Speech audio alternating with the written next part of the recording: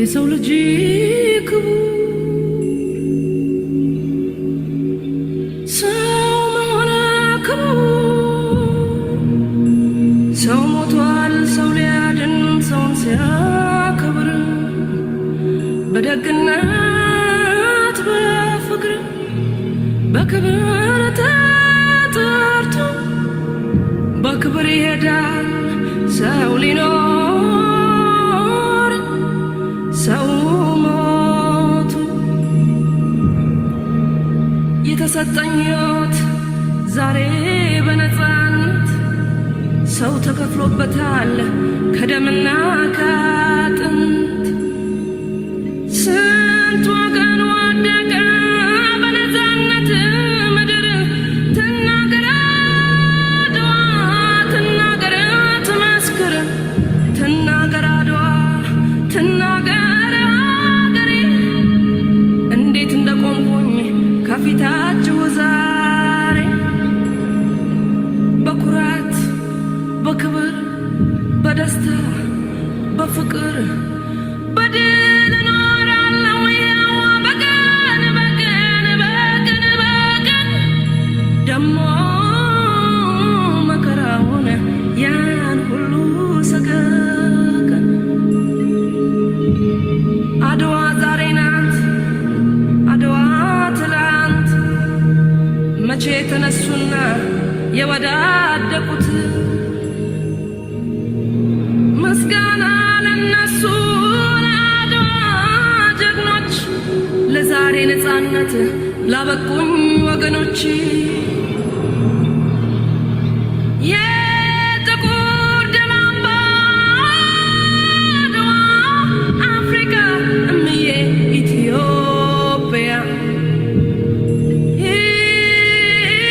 ተናገሪ ተናገሪ የድል ታሪክሽን አውሪ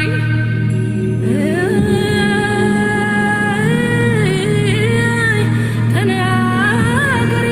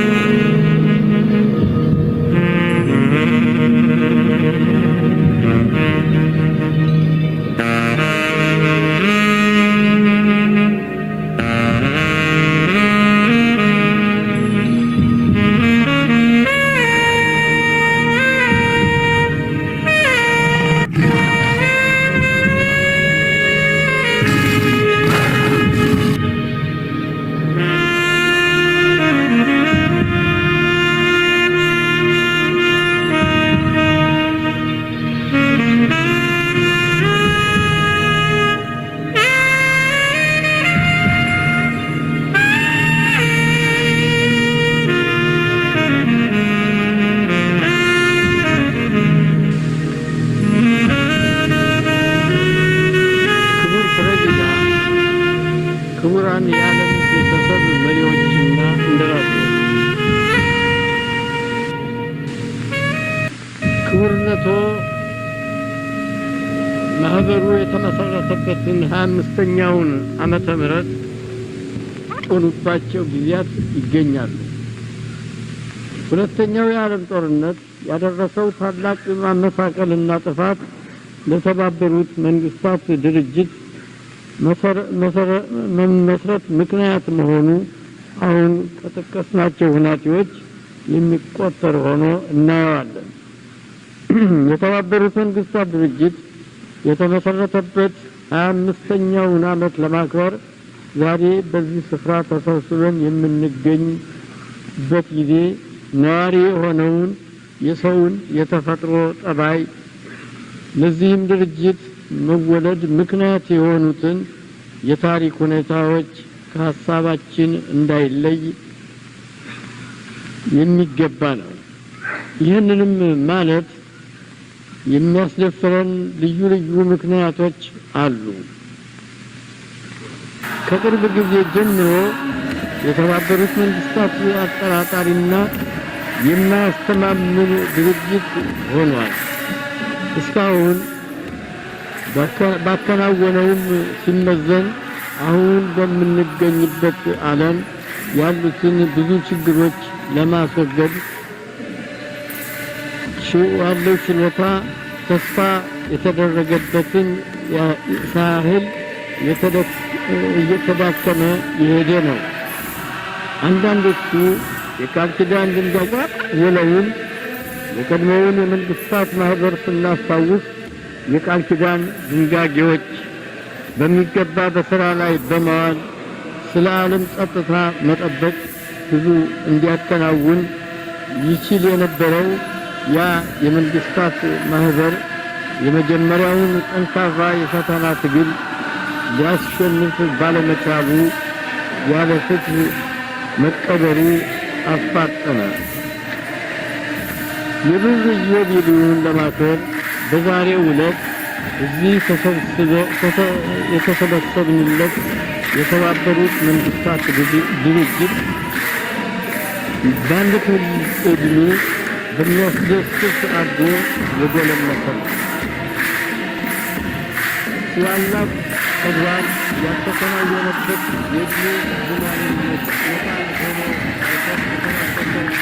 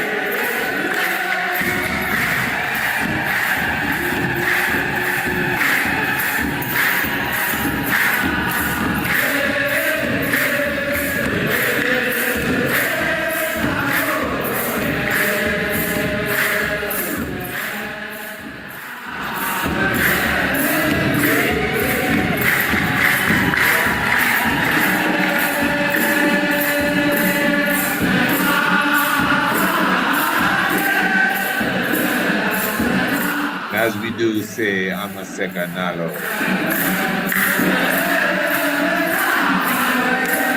As we definitely say, Malcolm Gize, Baka Chinjanai, Tessa Manuelai, Slasia, Ja. With joy and happiness, Royal Family, we welcome you to another edition of The Tiger's Nest. The Honorable Humble Servant here with you, Yeseme Kasisa, Honorable Precisa. Joy and happiness. We greet you in the name of Emperor Haile Selassie I. Of all time, we gather in the name of love and appreciation for life. Give thanks for being in the land of the living, and give thanks for another day that we can express our joy and our love to our brothers and our sisters and all those who are around us, being one with nature and being one with existence. Royal Family, as always, it is my honor, your humble servant. It is my pleasure to be here with you for another edition of the Tiger's Nest program. You know, it is just my fulfillment of my visions, my target, my dreams, really. You know, it delights me to speak to those who want to listen because I know I have many things to say as the days go by, as the minutes and the seconds go by. You know, the knowledge increases. Yeah, the wisdom gets greater. The Most High is in communication with I and I. So we are so thankful that we have been given the opportunity and just the zeal to speak on stages, to speak through microphones, to speak on radio stations, to speak on television, to write books, to make documentaries, and to go on and on and on to make sure that we do our part in spreading the gospel to the four corners of the world. So we are very honored again for those who would have taken the time to even sit with us and sup with us. Those of you who are subscribers to the Tiger's Nest program, we give thanks, enough full respect to you. Those of you who patronize the Tiger's Nest and our products, and those of you who contribute, and those of you who are just a part of the family, those of you who share the information and share the videos when it is on social media, even those of you those of you who tune into the YouTube, and those of you who tune into Instagram and the TikTok and whatever have you, and you subscribe and you follow. Enough respect. Give thanks for the love. This is kingdom building we are on, eh? This is about, you know, the future of our people going forward. And this is a work from the heart and a work of love. And we're just thankful to be in the same arena with you. Now, what we want to touch upon even this evening is basically what you would call up-to-date happenings amongst us. And those of you who are following, those of you who are national identity, government. You know, of course, that there has been a drive for national unity. And that is exactly what we're getting into now, because just yesterday, they had the official opening of the Ethiopia's historic national dialogue. And of course, the Prime Minister would have made the opening speech. And the whole intention really is to develop a stronger unity within the whole structure and the fabric of Ethiopia. Let's take a listen to this. Still in East Africa, Ethiopia has officially launched its long-awaited national dialogue in Addis Ababa, bringing together nearly 4,000 delegates from across the country in a landmark effort to promote reconciliation, national unity, and lasting peace. The three-week forum marks one of the country's most ambitious initiatives to address long-standing political and social divisions. The dialogue follows extensive grassroots consultations conducted in more than 1,200 districts across Ethiopia's 12 regions, Addis Ababa and Dredwa, Those consultations shaped the agenda, ensuring that the views of citizens, traditional elders, regional leaders, civil society, political parties, media representatives, and members of the diaspora are reflected in the national discussions. Delegates are expected to choose, including the federal system, national identity, governance, economic equity, peace building, religious affairs, the rule of law, anti-corruption, and the status of federal cities such as Addis Ababa and Dredwa. The process seeks to address deep-rooted grievances through dialogue and consensus rather than conflict. The launch of the national dialogue comes as Prime Minister Abiy Ahmed has called on Ethiopians to embrace the process as a historic opportunity to secure lasting peace and prosperity. He described the initiative as a defining moment in the country's history, urging citizens to resolve differences through peaceful dialogue, mutual understanding, and national consensus. The dialogue represents a significant milestone in Ethiopia's efforts to strengthen social cohesion, reinforce democratic governance, and lay the foundation for a more stable, united, and prosperous future. Our colleague Zelalem is here to share his insights on the official commencement of the long-awaited Ethiopian National Dialogue. Zelalem, thank you for being here. How are you? Thank you very much. How are you, Tinsay? So Prime Minister Abiy Ahmed has described the launch of the National Dialogue as a defining historic moment for Ethiopia. So what is your assessment of the key messages embedded in his speech? All right, thank you very much, Tensei. So this is such a remarkable moment in the political history of this ancient African nation, Ethiopia. And as you said, the main national dialogue of Ethiopia has just been kicked off this morning at Addis Ababa International Convention Center, a very iconic place in the city of Addis Ababa, the capital city of Ethiopia. So this main national dialogue, which has been kicked off this morning, has brought together more than 4,000 participants, representatives and delegates from across the country and abroad. By the way, members of Ethiopian diaspora community have also been participating in this important historic national dialogue process. So, as His Excellency Dr. Abiy Ahmed, the Prime Minister of the Federal Democratic Republic of Ethiopia, noted, this is such a defining moment for the country in terms of ensuring lasting peace, stability and prosperity for Ethiopia. So before I dive into the main national dialogue process, which has been kicked off this morning, I would like to share some information regarding the Ethiopian National Dialogue process and the Ethiopian National Dialogue Commission itself. So the Ethiopian National Dialogue Commission was established in 2021 in the month of December by the House of People Representatives of Ethiopia. And the main purpose and the main objective behind establishing the Ethiopian National Dialogue Commission was to help Ethiopians to reach national consensus on the most fundamental issues of the country, on the most fundamental and pressing critical issues of the country, not on all issues, but on the most fundamental issues of the country. So far, the Ethiopian National Dialogue Commission has facilitated and initiated enormous dialogues throughout the country at the grassroots level. So enormous Ethiopians from all walks of life have engaged in this intensive historic national dialogue process. Ethiopians, for example, women, elders, farmers, civil society organizations, members and leaders of opposition political parties and other segments of the society have intensively participated in the Ethiopian National Dialogue process. So as to the information of the Ethiopian National Dialogue Commission, more than 200,000 Ethiopians participated in the national dialogue process. So this is a huge number, isn't it? So that's why His Excellency Dr. Abiy Ahmed said this is a defining moment for the country in terms of realizing a lasting peace and stability and prosperity for the country. So the Ethiopian National Dialogue Commission, the main Ethiopian National Dialogue has just been kicked off this morning in the presence of His Excellency Dr. Abiy Ahmed, the Prime Minister, and various religious leaders, elders, and prominent Ethiopians, Africans, and global personalities have been presented during the launch of the main national dialogue process. So more than 4,000 Ethiopians are going to participate in the main national dialogue process. By the way, this 4,000 national participants and representatives, delegates from Ethiopia and from abroad are going to be representative of Ethiopian diverse society.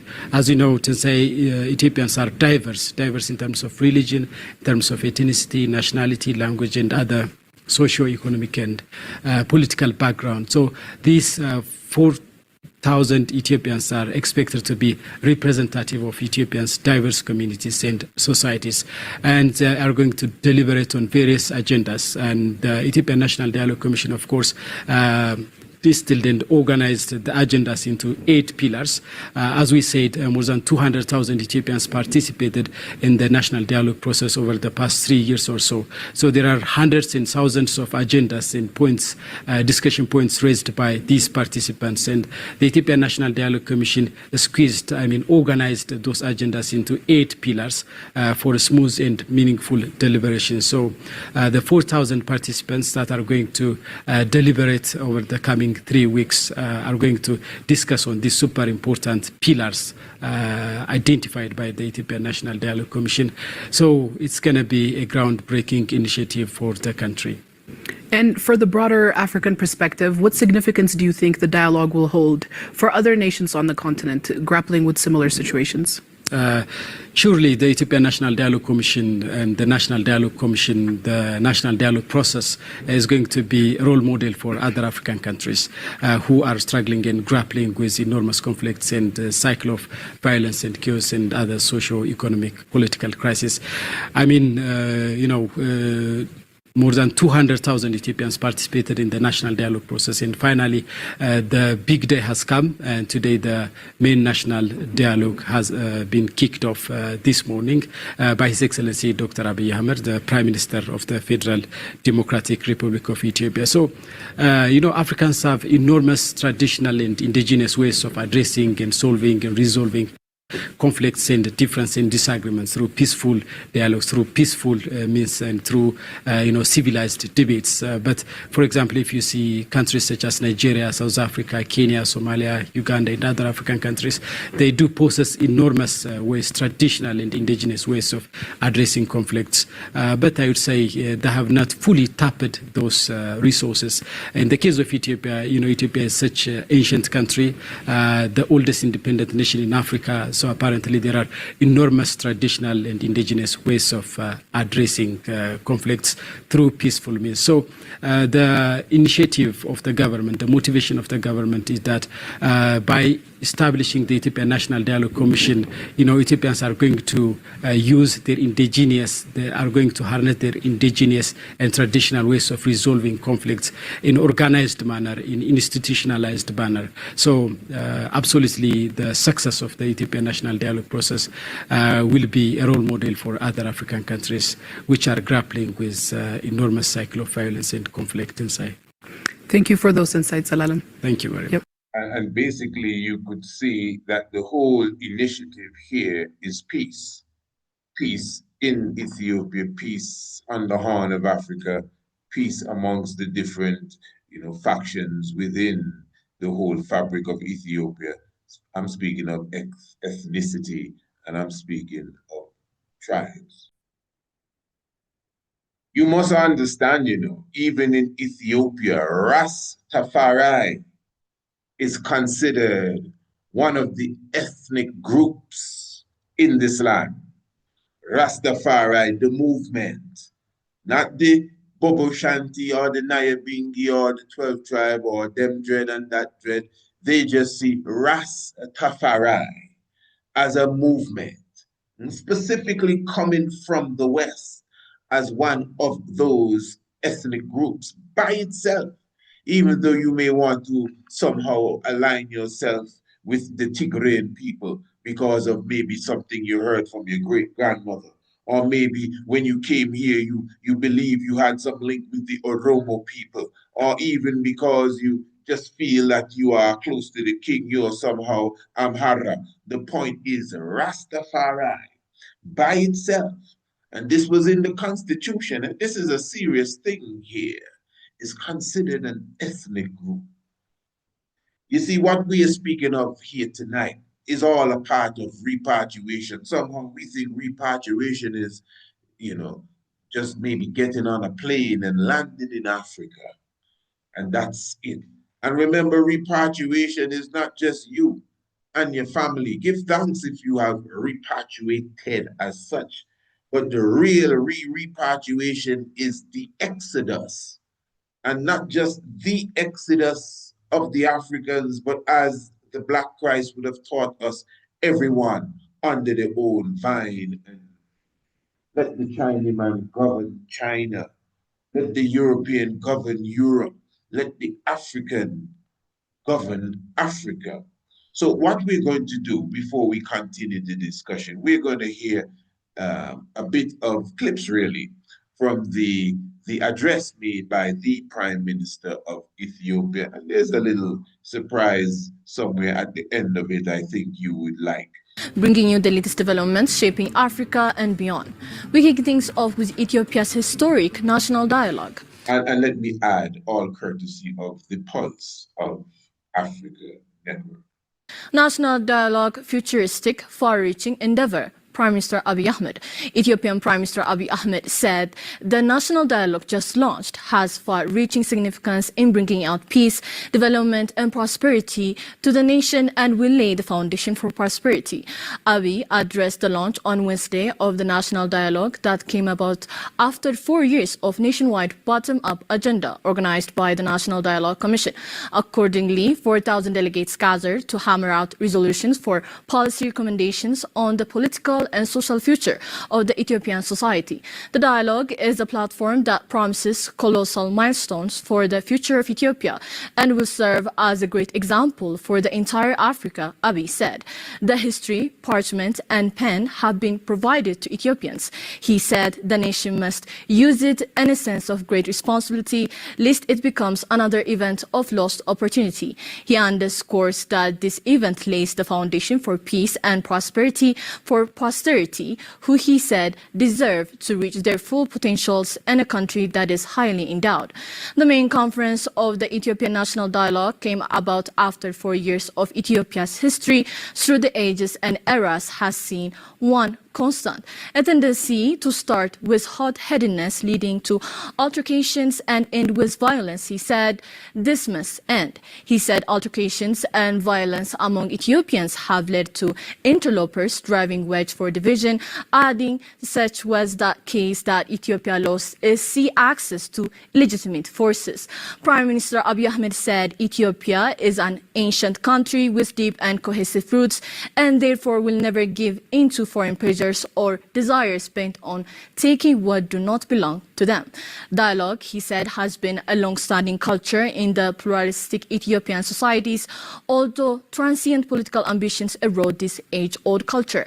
The present dialogue must be reverberate and radiate across all four corners of the nation like the rays of the sun, the Prime Minister said. The dialogue must entrench peace, bring out development, he says, and express confidence that Ethiopia will succeed in bringing about the prosperity that the nation has so desired.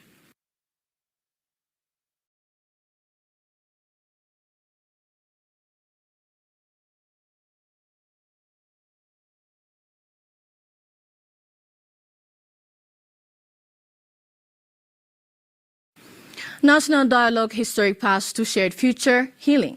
Chief Commissioner, Ethiopia's national dialogue is a historic opportunity to build a shared future, heal long-standing divisions, and strengthen peaceful coexistence without erasing the country's rich diversity, Chief Commissioner Mesfin Araya said at the opening of the National Dialogue Conference in Addis Ababa. Addressing more than 4,000 representatives from over 1,200 wordas, Mesfin said political differences are a natural feature of democracy and stressed that inclusive, transparent dialogue, not violence, or exclusions is the only sustainable solutions to Ethiopia's deep-rooted challenges. He noted that the National Dialogue Commission spent the past 4 years establishing a credible process through legal frameworks, broad public consultations, and inclusive representation of farmers, pastoralists, women, youth, political parties, and civic institutions across the country. The conference will deliberate on 8 priority agenda areas identified through nationwide consultations, including state building, the structure of government, federal cities, religious affairs, institutional reform, the rule of law, socio-economic development, and peace building. Mesfin said the dialogue aims to foster lasting trust between citizens, political actors, and the state, calling on delegates to place national unity above narrow interest. Now listen, take this in.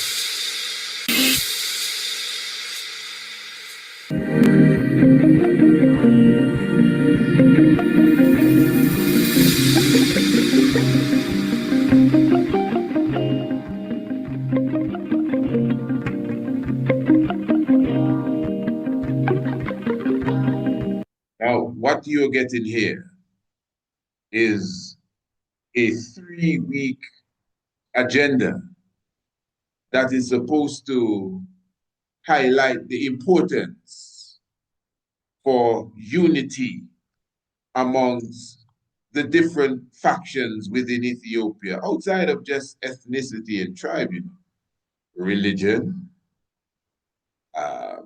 language, politics. And of course, as I mentioned, politics, you will have opposition even just towards this. But again, royal family, this is what is happening as we speak on the ground. And I think just the idea should be commended in a genuine fashion, because only God knows the heart of man and men, but in a genuine fashion. This is something, again, that should not only be commended, but should be supported. And as I said, even as Rastafari, we have our part to work. We have our part to play, we have our part to work. Play is fine, but sometimes we play too much and we need to work and get our boots on the ground and get the job done. So again, obviously, when you're speaking of peace, even in this interview from the Pulse program, pardon me, from the Pulse of Africa, they put a quote up on the screen. Peace demands the united efforts of us all.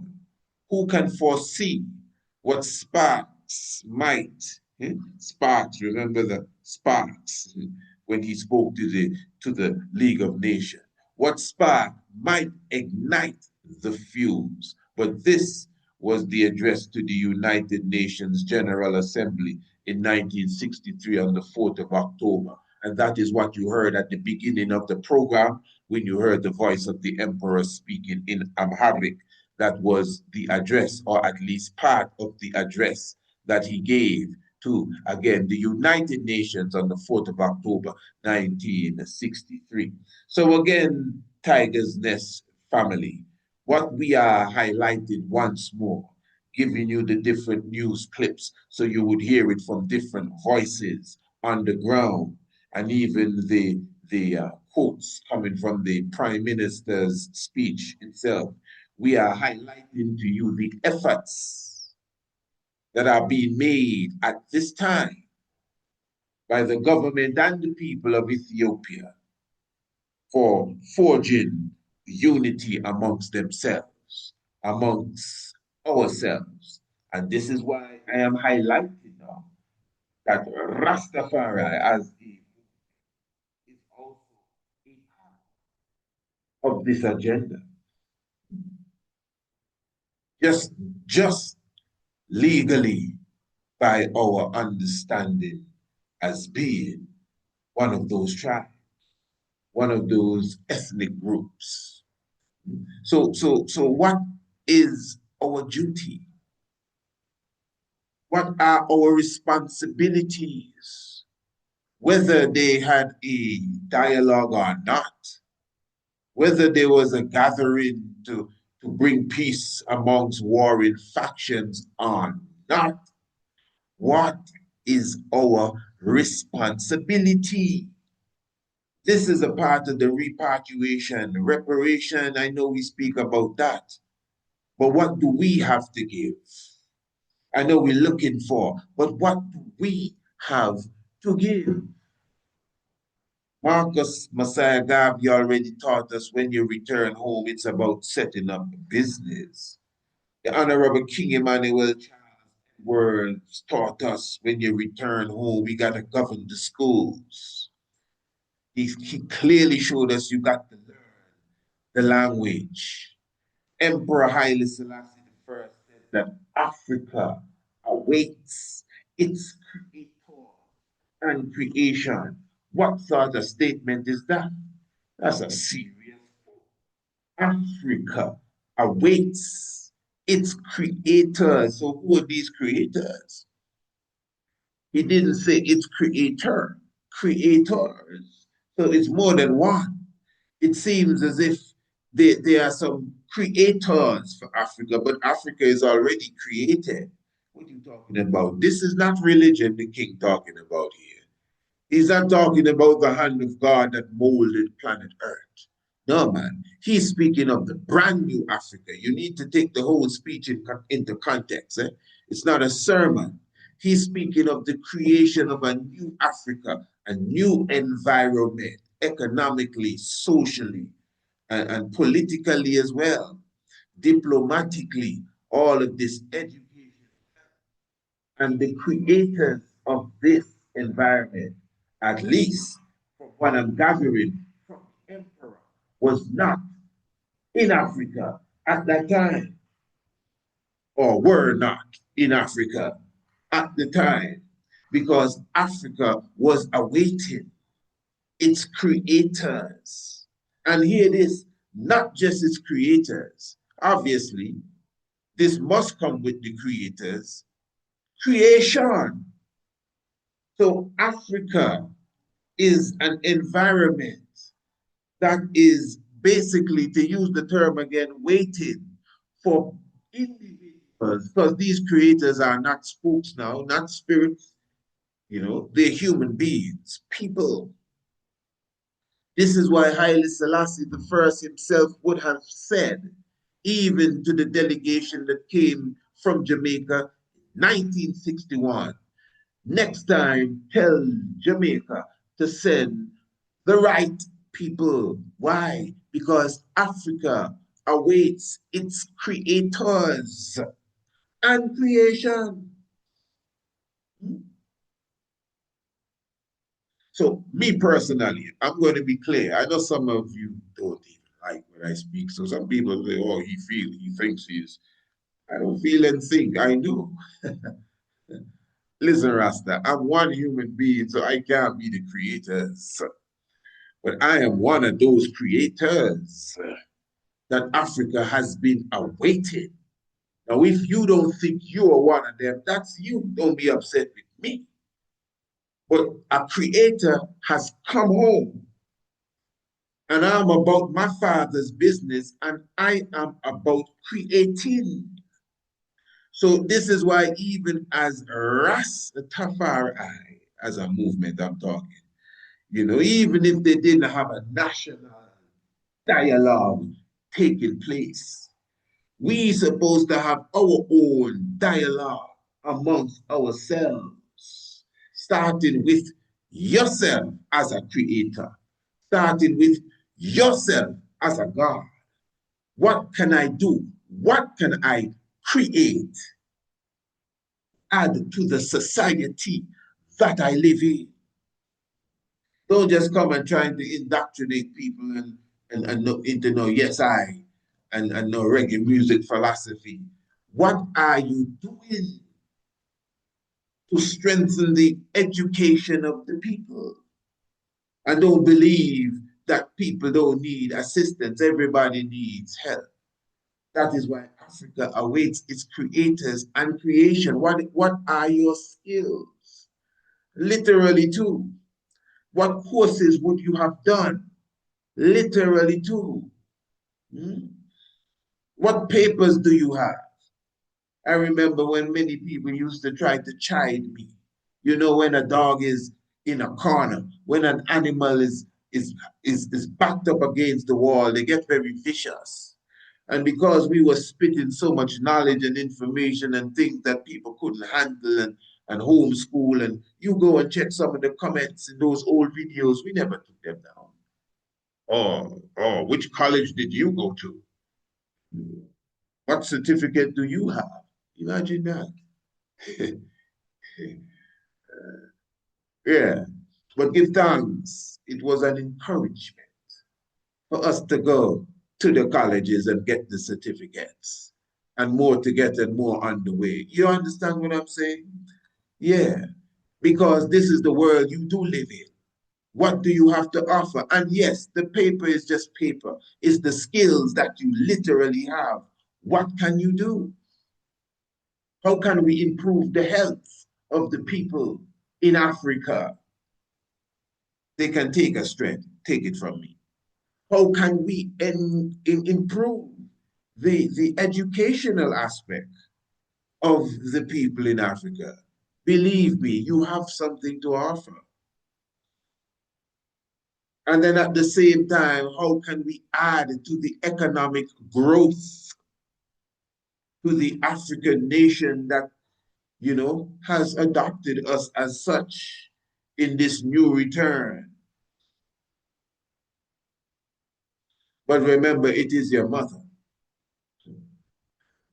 It is your real mother, even though it seems like you've been adopted. That's the story of Moses. Remember, follow the story of Moses good. The Pharaoh of the day was looking to kill all the firstborn of the children of Israel. Moses was one of those firstborn.